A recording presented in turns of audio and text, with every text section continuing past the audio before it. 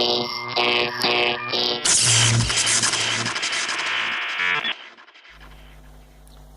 folks, welcome to another Mr. Circuit workshop video. On the bench today we have a Roland SH101 that belonged to a customer of mine.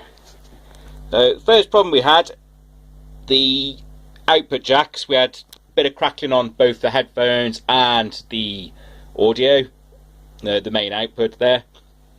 So basically what happened is they corroded pretty badly, and that meant the connection wasn't very good. And this introduced a bit of crackling into the signal.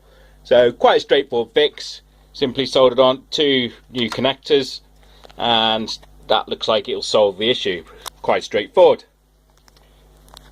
The other fault was the customer had to hold the DC jack there. He had to hold in the power pin at an angle, and then it would come to life. As soon as you let go of it, it just cut out. The power went.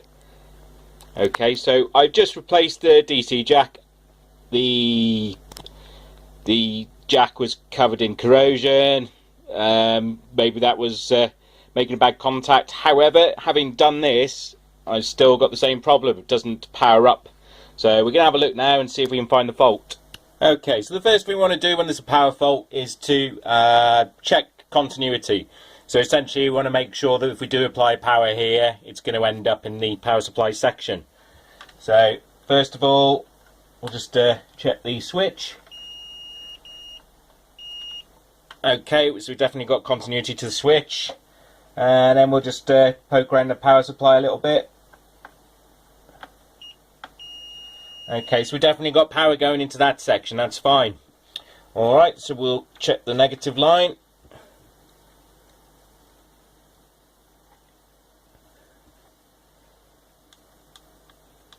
Okay, I'm just checking the ground plane here.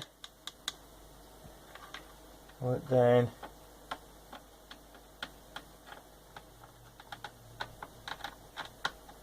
I'm not getting anything.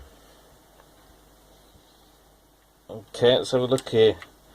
So these two here should be connected. Okay, so what that tells us, we've got a break here. I mean, we've got it's all soldered up there, but the signal's not getting to there, which is on the same ground plane.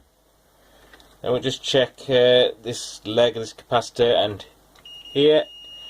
Okay, so we've got continuity there, but not between this pad here and neither here nor here. So that tells us there's a break in the trace there. That's the only plausible explanation, unless it's the actual DC jack that's faulty. I can't really see that. So let's have a look. Right, so we're just going to check the DC jack out. So I've got the negative there.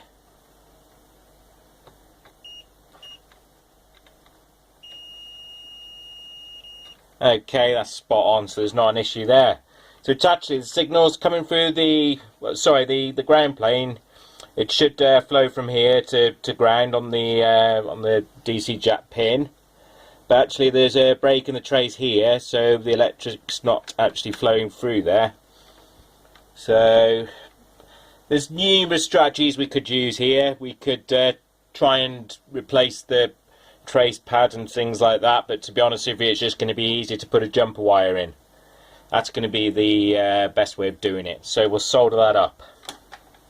Alright, and so what we've done, we've just soldered a bridge between the trace here and here. Basically there's a break in between this pad here and the actual ground trace.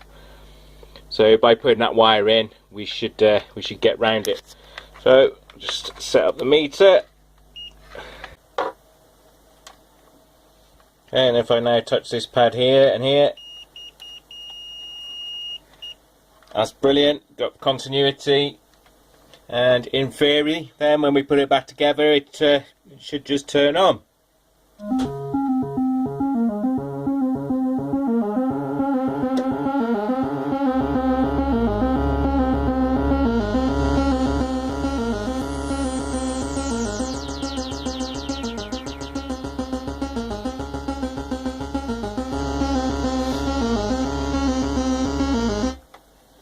Alright, brilliant. All works as it should.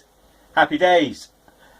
Don't have to hold the power jack at a funny angle anymore. That's great. That's exactly what I set out to achieve. So just be aware, if you're ever having to do that, hold things at an angle, it might just well mean the trace is damaged on the circuit board. These can be difficult to find. Lucky for us, it wasn't too much of a headache. Off camera, I was thinking, oh crap, but there you go, we got there in the end without too much hassle. Right, I hope you found the video useful. I'll see you next time.